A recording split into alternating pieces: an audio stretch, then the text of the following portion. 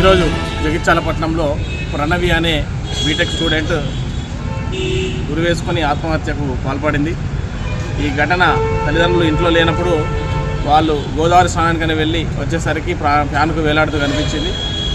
వాళ్ళు రాగానే తలుపులు బద్దలు కొట్టి ఆ అమ్మాయిని కిందికి దించడం జరిగింది. అయితే హుటాహుటిన వాళ్ళు 108కు కాల్ చేయడంతో 108 స్పందించలేదు.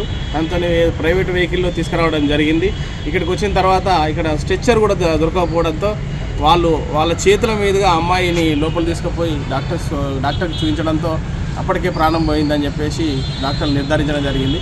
మరి ఇంతవరకు ఆ ప్రాణం ఉంది కావచ్చు అమ్మాయిని తీసుకొచ్చినప్పుడు. మరి ఈ నిర్లక్ష్యము ఏదైతే ఉందో, ఈ స్ట్రక్చర్ లేకపోవడము, అక్కడ సిబ్బందో లేకపోతే డాక్టర్ల నిర్లక్ష్యం వల్లనో ఈరోజు ఒక నిండు ప్రాణం బలైంది. ఇంకోటి ఏంటంటే ఆ 108 కావచ్చు, లేదు అంటే ఇక్కడున్న సిబ్బంది కానీ సమయానికి స్ట్రెచ్చర్ కానీ ఇవన్నీ కనుక దొరికి ఉంటే ఆ అమ్మాయి ప్రాణం మిగిలి ఉండేదేమోనని చెప్పి